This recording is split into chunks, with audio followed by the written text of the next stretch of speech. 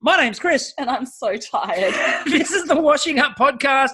And in fact, this is, as we refer to it, this is Sydney calling. You don't even remember. It's so tired. No. So we've got a guest. You can hear him on the line. Josh, how you going? Shalom, Tel Aviv. Free Palestine. Free Palestine. Can I...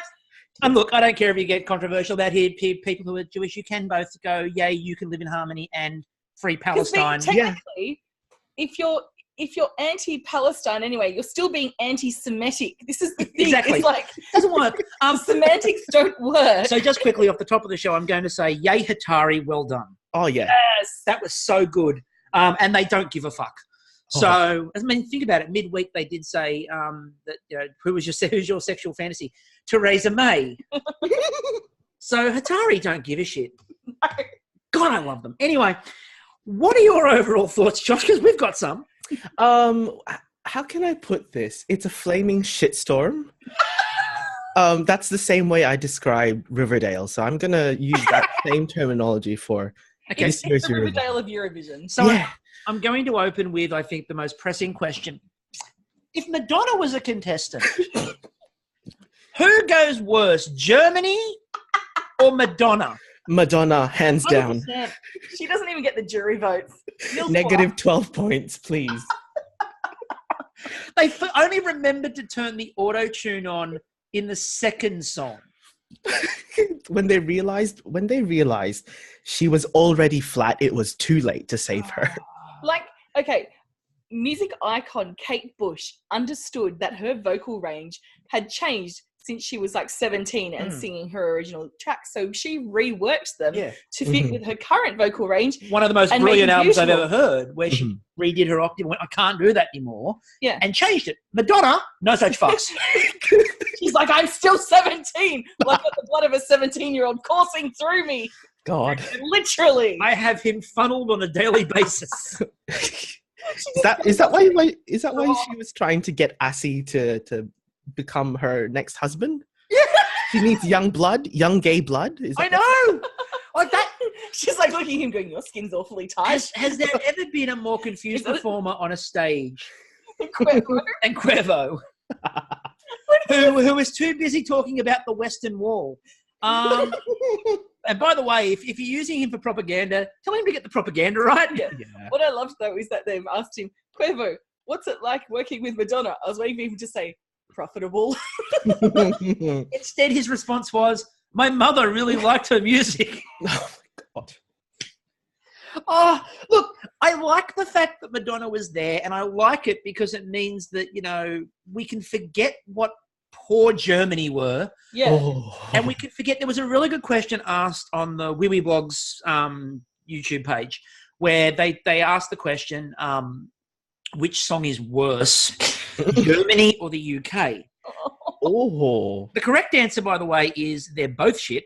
Yes. Why not have both? The problem is, and I tweeted it out during the show, the other version of the UK song, which was written by John Lundvik, but the version not performed by Michael White on Rice. Holly Tandy. Yeah. She was beautiful. I know, yeah, the version not recorded by Michael White on Rice is brilliant. Isn't he Welsh? It's such a good song. Shouldn't he be singing about links? Yeah. How pleasant the countryside is in Waffle. Yeah, but it's a wonderful song when it's not sung by him. And I mean, the thing is, this is why Germany might actually be worse, because for Britain, for UK, I think it's the performer. They got one redeeming feature. There's no excuse for what that Germany thing was. Yeah, and I'm surprised it got votes. Well, I can't believe that anything got votes. I mean, it didn't get popular votes. That was the moment of the night. Bar Raphael going, I'm sorry, 0. And, I mean, I'll give them credit. The only thing that you can argue that the Israeli broadcaster got right in the whole of the show, because, God, this was badly filmed, was not showing Germany in the green room. Oh, no. Because everything else was fucking abysmal. My favourite part is, like, Estonia, you know, you can obviously see the camera that's supposed to do like the tight upturn. Like, Oh yeah, I saw that. And like the feedback from that Estonian guy is that apparently he can find the right camera angle. I'm like, yeah, if he's got the right fucking camera on him. Well, we'll raise this before we get into the performances. We'll raise this because it came up in the semi-final. There was an issue with Denmark where it was Norway. They showed the wrong people at the wrong times. So when she was doing her solo, they were showing the ew guy. Come on, Barbie, let's go party. And then when ew was doing his bit, they were showing her. And so the camera angles were all out for the jury show. They asked for a replay and got told no. We fucked it up, but no, you can't have a replay. Tonight, at one point, they showed one of the hostesses cracking onto the Austrian guy. Like when they were doing the really serious moment of the votes are almost in, and then they cut mysteriously to her like hitting on the Austrian. Look, never more have battery packs really taken to the stage than in Israel. So, I mean, what did you think about the general production, Josh? Look, okay, I love how the stage is set up. Yeah. But in terms of overall production, I mean, okay, to preface, I did not choose to wake up at 5 a.m. For the semifinals. That was a deliberate decision. We feel you. Yes. Today was a different story because last night I was repping AEC colors and helping count. So, you know, I didn't want to get only 3.5 hours and you're sleep. in Queensland. Yes. Oh, good Lord. Anyway, we'll move on from that, Josh. Hashtag Quexit. You can move down here with us, though.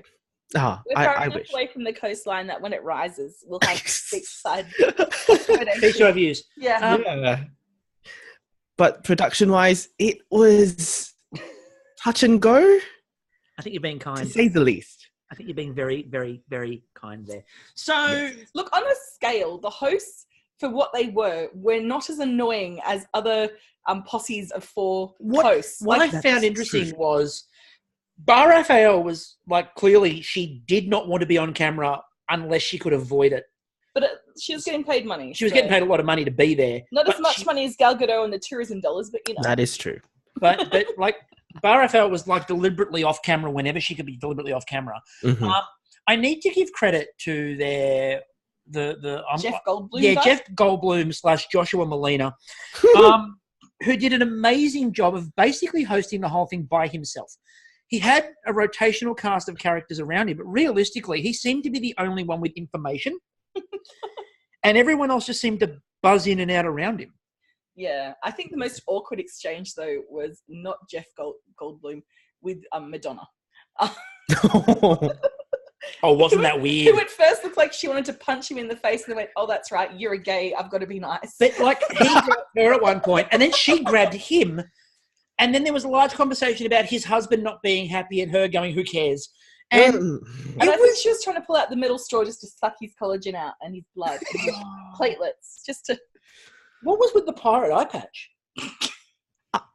Was that supposed to enhance anything? I think she's preparing, like the whole message of her and Cuervo's thing was that the world is going to burn down in an apocalyptic storm.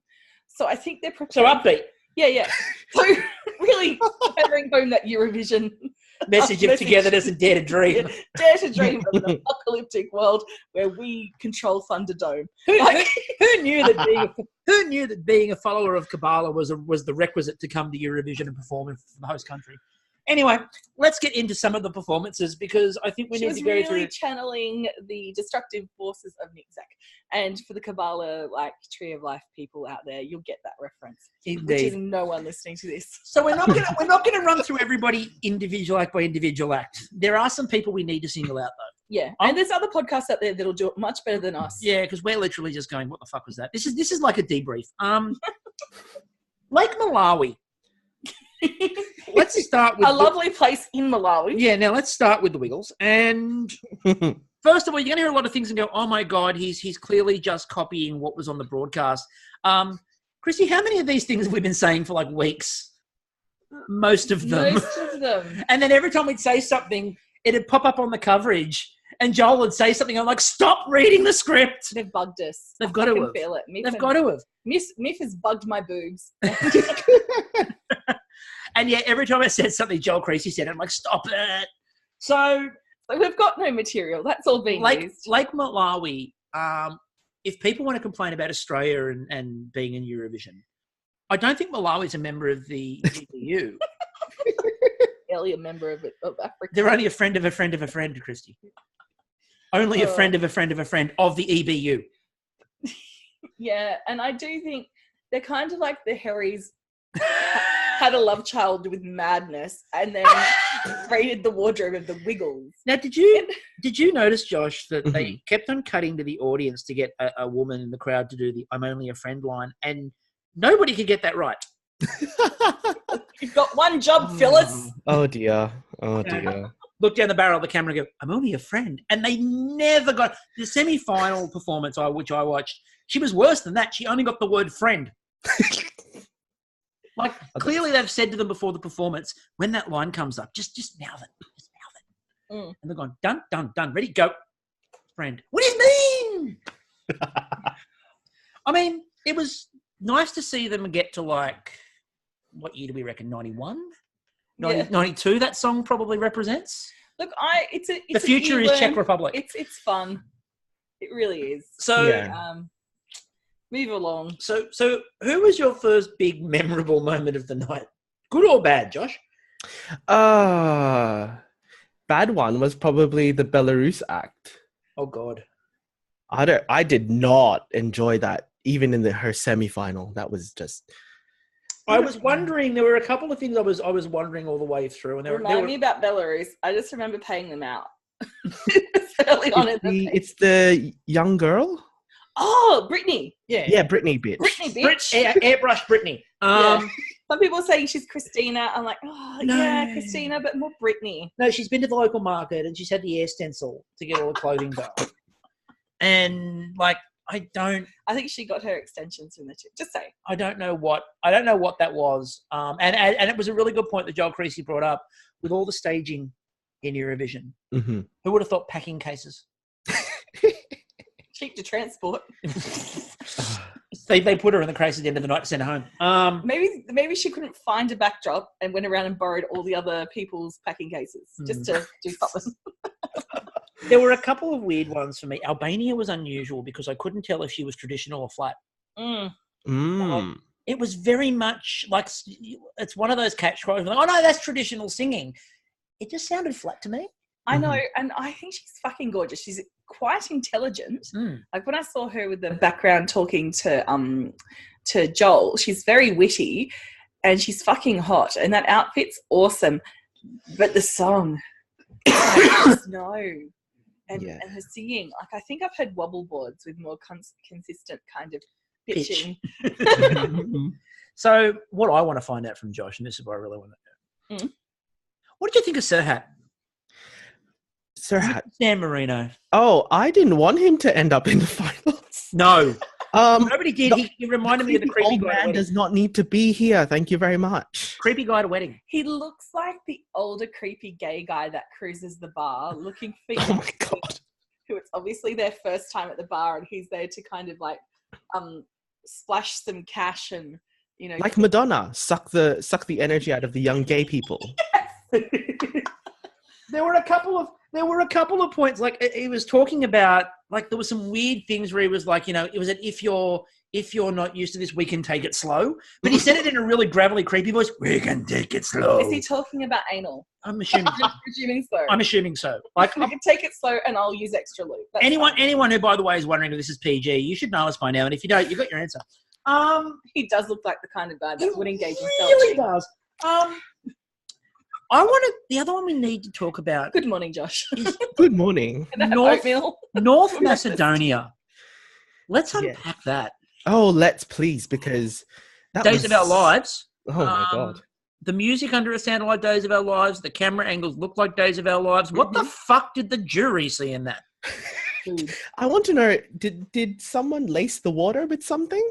Because nobody who watched the jury show mentioned her at all. No. Like nobody, and again, like the Wee Wee Blogs people who are really annoying at times, but they're usually quite good. And they were talking about their views on the semi-final, and nobody mentioned North Macedonia as being anything remotely good. The jury seemed to disagree. Look, her message was great about, just walk away. And, oh, no, that's the other chick talking about. I don't even know what it was. Movement. It was very Days of Our Lives. There's a lot of good intentions about talking about women's rights. And as a feminist, I support that. But as a music lover, it's terrible. Message is great. Execution, not so much. But have we... I mean, what are your views on it? Because, dear God. Oh, it was something. I just don't understand the reasons why the juries would give them such high points. It's the only... See, if it was the popular vote, I would get it on the grounds of it's their first competition as North Macedonia. Yeah. And so it's a bit more about the you got not. But the juries are supposed to be there to make sure that doesn't carry. Not to be the ones to go, yay. It's kind of the opposite tonight, wasn't it? Yeah. It really was. The jury seemed to be, what? Italy. I'm sorry? What? Yeah, no, What's same. Italy? Bad shirt choice. How did Occidental's Karma not get like that much love? And meanwhile, that thing. Like... Are we as older people, Josh? Because you're a young hipster. Are we out of the loop? Are we not with it? Are we wrong, or is it the young people? Look, I did not like Italy's act either, so I have no idea what's going on. It's just people with bad taste, really. I think so. I think Europe's just gotten into this like weird funk of let's choose interesting songs and give them 12 points.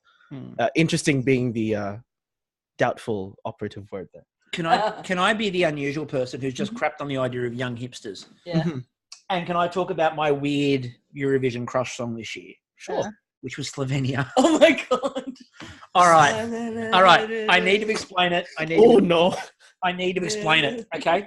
So the modern Kylie and Jason. No, they're not even Kylie and Jason. So here's the thing. I started, and Kristie's got to watch me go on this journey of exploration and understanding. I introduced you to it. You did. I said, I don't like this song, but it's hypnotizing. And it is. So the first time I watched it, it was amazing. I'm like, what the fuck is this? And then the second time, I'm like, I need to watch that again. I watched it again. I'm like, I still don't know what the fuck this is, and I don't think I like it. And then by about the fifth time, I'm like, you know what? It's boring. But it's kind of growing on me. So it's that Stockholm syndrome. It really was Stockholm syndrome. And then like there's it's a new Slovenia syndrome. The video clip for the song. If you've never seen the video clip for the song, they're at like this small airport and they're lounging on like a small jet, and it's bizarre in every way, shape, and form. But it's entrancing. It is, and they wear a lot of Adidas. She's got no emotion, but draws you in with that lack of it. And you just got to go, wow. And then live performance, I've got to say it looks like he's jerking off. He does. You're not wrong. When he's like rocking, like she's singing motion. And like they film them waist up, so he's playing his guitar. But it looks like he's jerking off, and it looks like she's really there for it. That's a supportive young relationship. It is. They really are the awkward teenage couple at a teenage party that's under the doona. Just because they're cold. I mean, it's fucking 35 degrees outside. But they need to have their legs and just their upper torso or the lower torso fucking covered. And there's ridiculous movements going on. But, it's just I don't know. cold. Josh, feel free now to tell me that I'm fucking nuts for liking it. You are fucking nuts. Thank you. I greatly appreciate that. And knucking fucks. It's been a long morning. That's come after a very long evening. I also need to mention, in terms of some of the disappointing ones, Tumta. So she's obviously been and bought the Glad wrap. And there's a line. Not very environmentally friendly. Should have used a wax wrap. She should have. There's lots of those around now. And then there's a line in her song. Nice gingham. A nice gingham. Ooh, that casual GBBO reference. Pull in those 12 points from the UK. Oh, well done. Well, they need to give points to someone because they weren't getting it. gingham bondage, apparently. So that's terrifying as a concept.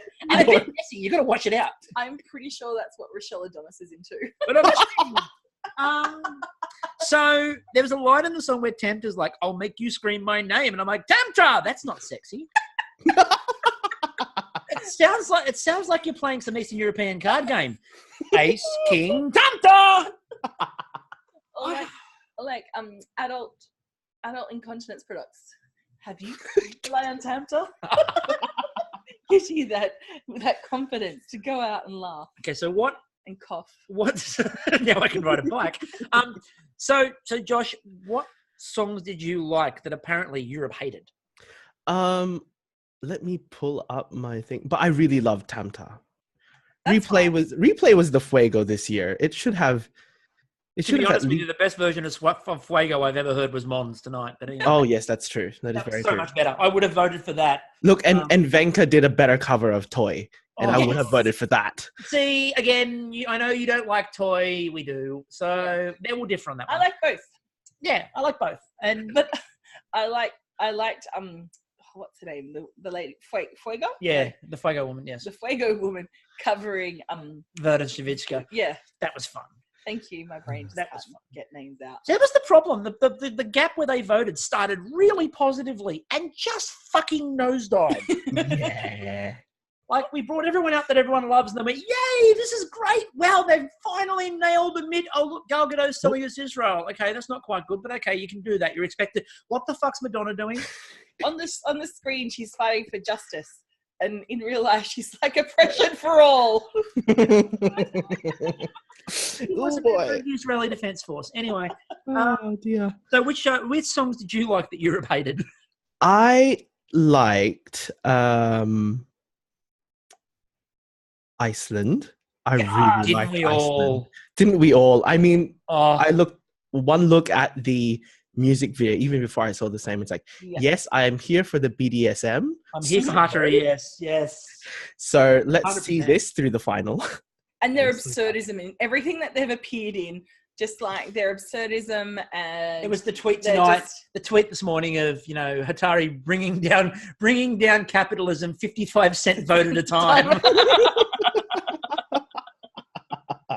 By the way, Australia really liked it. Sorry. Oh, yes. The interesting part about Australia's voting, by the way, was our top two could not have been more different if they tried. No. We voted, the top vote was for Love is Forever. Yeah. And the second vote was Hatari. Get more divergent styles. Love is forever till we destroy capitalism. Can we get Hatari on RuPaul's Drag Race next season? I just have a BDSM industrial. The photo of them with Kate Miller Heike was life. Oh, I love that. Stand before me. I'm looking at my RuPaul. It's getting much better. We really liked Greece. Oh, I loved Greece too. And she's got a very Florence and the Machine vibe, which she does. And I'm stunned that she didn't do better with either. Because we were worried about her pitchiness, but she wasn't pitchy in the final. No. And by the way, poor one out for Esther Peony, who didn't make it to the final. We really liked Esther on a Sunday, but she just couldn't bring it. The problem was she gave herself so many high notes that all she needed to do was miss one of them in the semi, and she did. Yeah. So, but that was one of our ones going in. We were like, God, that's brilliant. We really like this. And then live, it was like, ooh. Any from the semis that missed out for you, Josh? I like the Belgian act too. That was like, I was a bit stunned that Belgium didn't go through. Yeah, and then we got some of we got San Marino who went through, but anyway, he went through Albania. He went through for creepy uncle value. Sweet Jesus. He has Snapchats of all his bamboozled lovers. He's like, I will release this if you do not vote for me. Oh no! He's turning into like a weird James Charles scandal thing. I'm not gonna. Oh, that's all. Yeah, that's all bastard anyway. Why was Azerbaijan being dismantled by robots?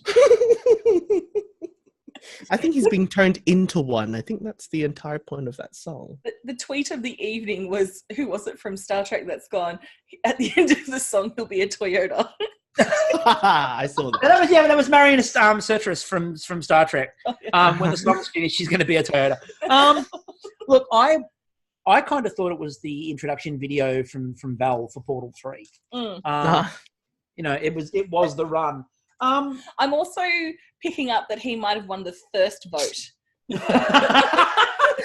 You're not wrong. No. Out of all the pretty boys, I think, he was the right choice. He was the prettiest of the pretty boys. And he knew how to milk it too, like by releasing that Instagram post of him dancing shirtless to his song in his hotel room. One of Joel Creasy's best lines of the night was, "My boyfriend's in the audience, I can say whatever I want." He's not listening. There's a couple of weird ones we'll go through before we start getting to the ones we really have to talk about. But France, I was never quite sure what the hell that was. But I was there for the fat ballet dancer. She was fucking phenomenal. I thought the message of France was great. I thought the song was a pile of shit. I don't know. What do we think about France? Because there was a lot of build up early on about France is going to be something special, and I just didn't see it. I'm down for diversity. Yeah. I mean, it's there. It's just, I guess, kind of like last year's French act, they missed the mark with the performance. Yeah, because I liked last year's French act. Yeah. But I thought that song was brilliant, and the postmodernism was great. Yeah. See, it was the most French of French things. Of course. And look, the only way it could be more French, there's only one more way it could be more French. Yeah. Sébastien Tellier. Bring back Sébastien Tellier. But the thing is with Bilal, right? They're a unique person, and they have, a unique presence to bring to the world, and they still stuck with the French aesthetic, which is wearing all white and having blonde hair. Don't break from tradition. No, we never break from tradition. Why break from tradition? It hasn't worked in the past. But it was Sebastian. We went with Sébastien Tellier. He came on in a golf cart carrying a beach ball. He didn't have the blonde hair. He still wore white. He did. But he also had weird backing singers. It was great. Switzerland was weird for me because it got a lot of hype, and I don't understand it. It's just a fun song. It's fun. You can dance. After the semi-final, there were a lot of people saying Switzerland might win because Switzerland was incredible. And I'm like, I watched it, and I'm like, it's there. It won one of the popular votes. It was in at least the top 3 with the popular votes. Like seeing it skyrocket with 200 and whatever it is points. Boom. I thought it was a bit. I don't know.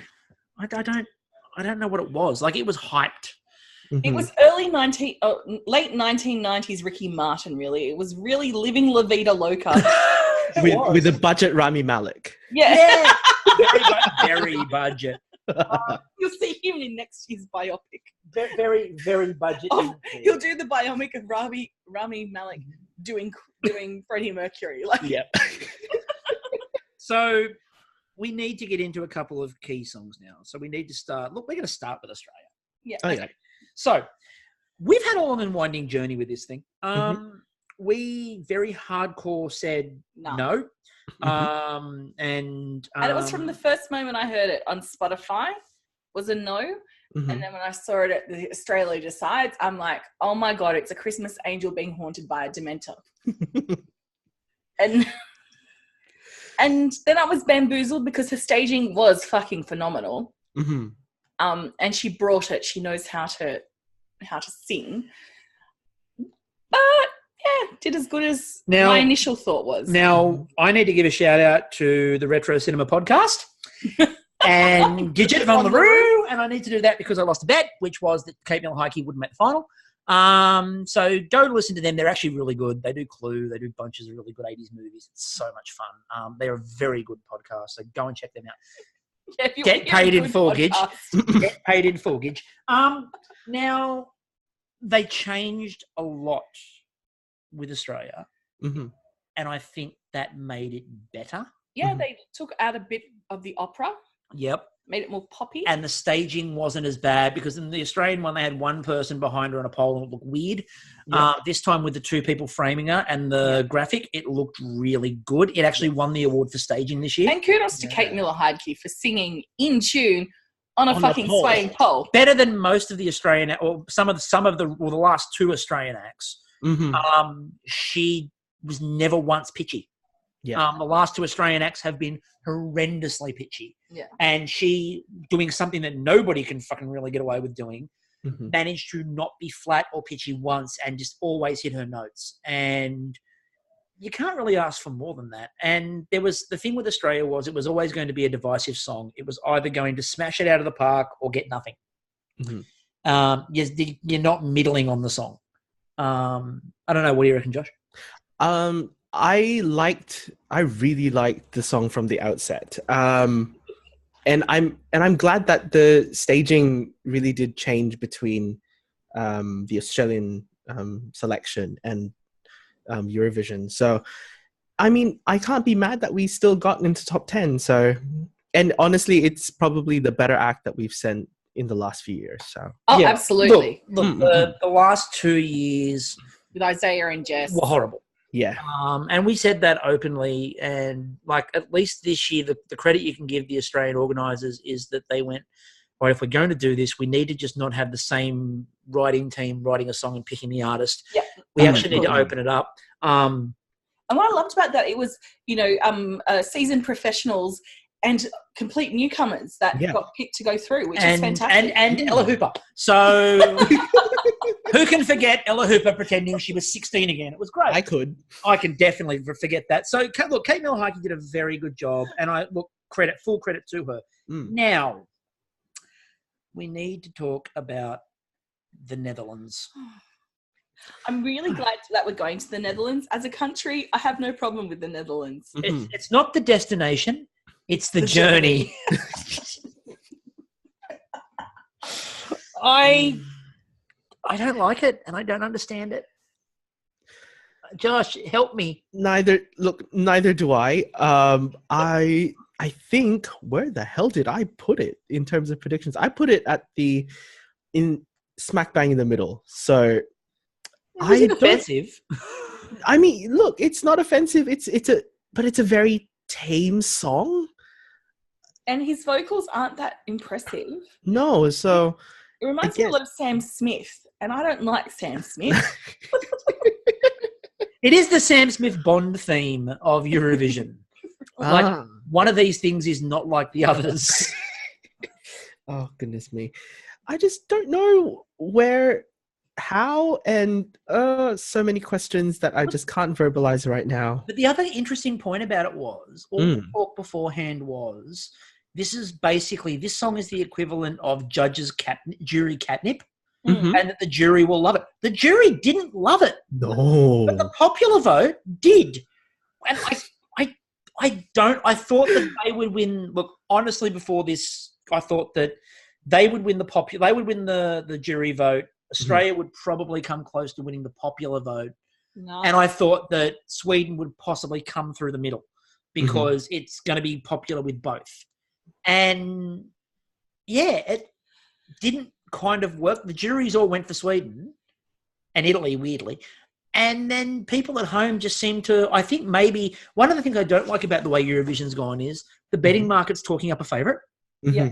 And it just feels like everyone just votes along whatever the betting markets say. I'm also just starting to question my grip on reality, because the past two elections that I've participated in this weekend, I'm completely out. You've missed the mood of the country. I missed the mood of the country. I missed the mood of Europe. I'm just like, if we can't get Australia or Europe right, where can we go from here? Look, I'm just thinking that, volunteering to go on the mission to Mars is looking like a good idea. Can we start a utopia and Mars a vision? We'd still get it wrong. Yeah. Fucking wrong. Fucking green-eyed aliens would come along and just go, we win with this terrible 8-bit soundtrack. So look, we very early on liked John Lundvik. Okay. And liked Too Late for Love because it's perfect Sweden Eurovision. It is absolutely perfect Sweden Eurovision. And we're getting excited because it's like, we can have Petra again. And Petra and Mons, more importantly. Yes. I think Sweden were like, yeah, we're quite happy to host this again. We really want it. We really want to win it. You can tell when Sweden want to win it, and you can tell when Sweden want a year off. You can always pick it. And this year they wanted to win it. They're like, we're good. The other year they sent, Robin, whatever his name was, I can't go on. And the idea was, this will be cutesy, but we don't really want to win with him. We just want him to go out there and do respectably because we're Sweden. Mhm. And this year they wanted to win, and I thought they had it. And what the hell was the crappy vote total? 93. It was horrendous. It wasn't 93 votes. It was even if it wasn't, even if it wasn't your favorite, there's no way that was a 93 point song. Mm-hmm. And I don't know how was Norway that big? I'm broken. Did the Mentalist pick that? A lot of people actually thought Aqua was on stage and doing a Did the Mentalist fucking pick it? Because that would have been more impressive than getting three people to stand next to each other and write down 1974, Waterloo, and ABBA, so they could talk about the anniversary of ABBA winning in 1974. It makes no sense, and it's an obvious setup. I'm sorry, Mentalist, but when you're doing it like that, it makes no fucking sense. I just don't understand what's going on with Eurovision anymore. I feel like that Mentalist is like when I was 10 and I went to my sister's. Oh no, I was probably about 10, and I went to McDonald's with my little sister for her friend's birthday party, and because I was the eldest child there, the magician came and asked me to hold the hat for him while he performed the tricks, and he's gone to me, "Don't look in the hat." Well, of course I look in the fucking hat, and what do I see? An exact replica of the cup he was pretending to make disappear and come out of his hat again. So there we go, Australia. So disappointment. So never trust magicians. Oh my God, I almost dated a magician. He was an asshole. So what else? So what else stuck with you, Josh? Because there's got to be stuff that stuck. Look, Spain actually, I kind of liked it. It was this very, very much reminded me of Moldova's Revolving Doors act from last. Yeah. Didn't it? And that was, the most impressive part of last year's Eurovision was the behind-the-scenes video of that Revolving Door song. That is some fucking kick-ass choreography right there. That deserved a prize just on its own. I was disappointed we had no Sexy Sax Man. Although he did have a hand in, was it Malta's? No, in Moldova's performance this year. Apparently they were there cheering them on. Oh. They should have been on fucking stage. I'll save you.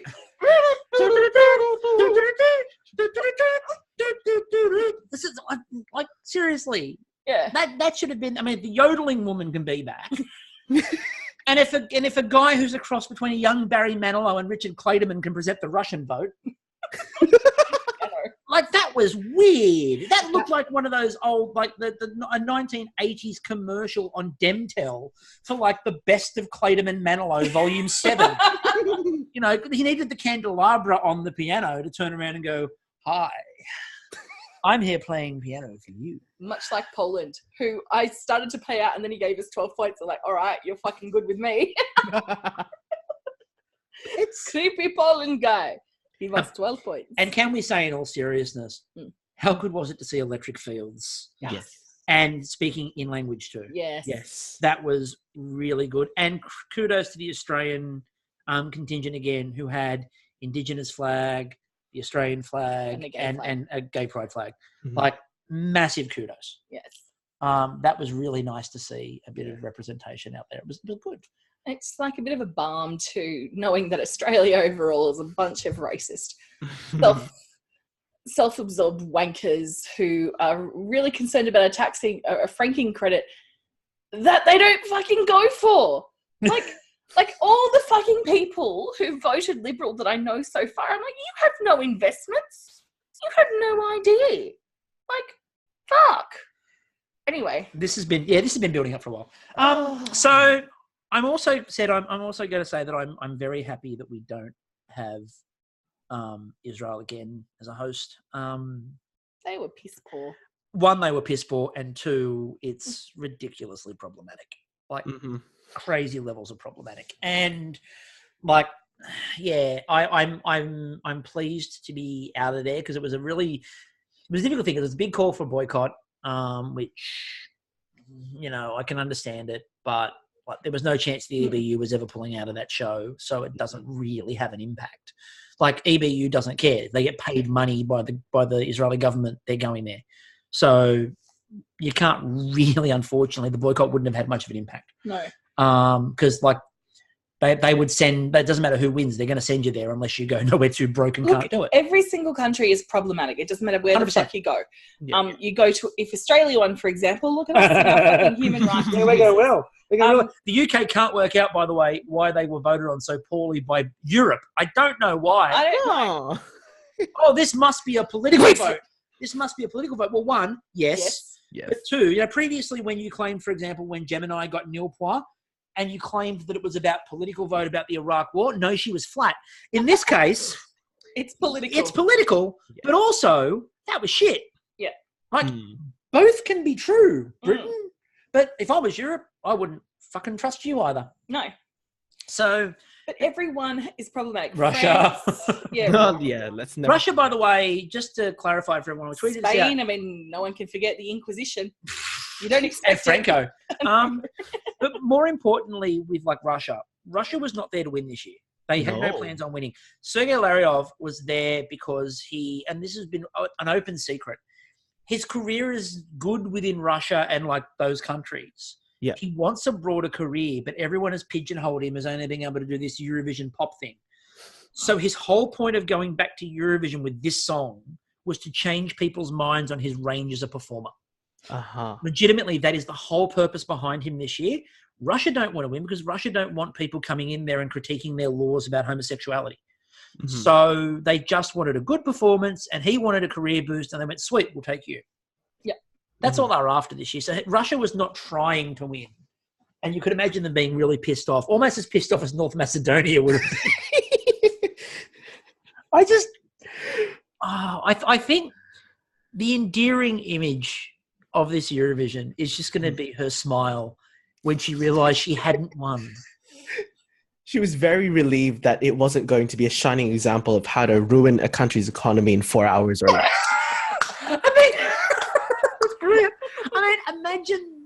Imagine being the person who is both lauded by the population of 2 million and cursed by future generations for ruining their economy. The year is 2080.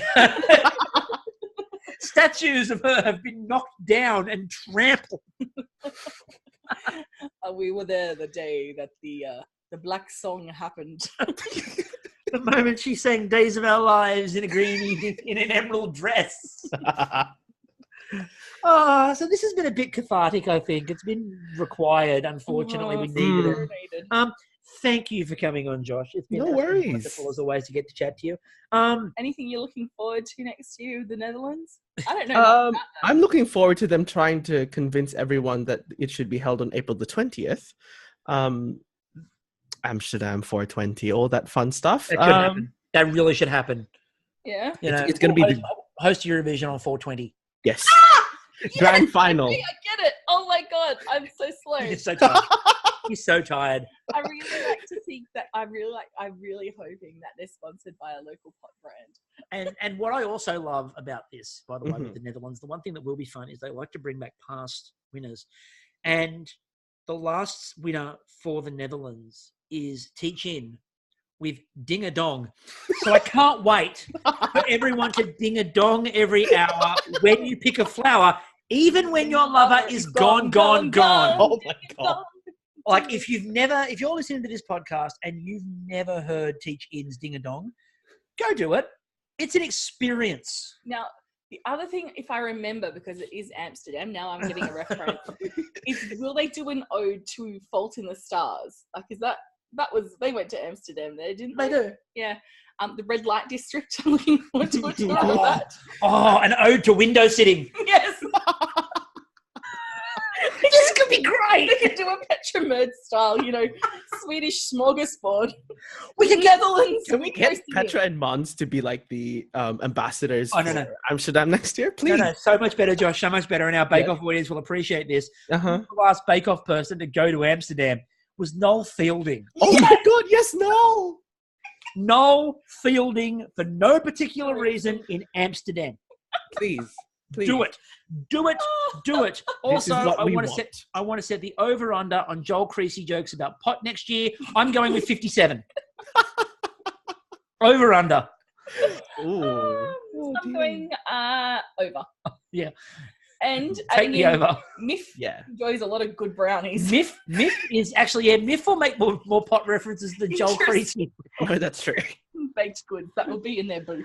Funly, really. Thank you again, Josh. Anything you want to plug before you vanish? Sure. If you want to come find me on Twitter, where I also rant about MasterChef, I'm Abang Pinoy, ABANGPINOY. You can also listen to me on plenty of other podcasts. Great Mates, Let's Get Deeper, and Spoilers for Days. There we go. Thank you very much. Obviously, we will be back later on tonight with a special guest, and we're not going to tell you. Don't die. But you'll work it out by the time you 2 special guests in a row. Yes, it's a day of special guests. Yes. Until then, I'm still Chris. I'm still Kristie. We'll catch you all then. Ciao.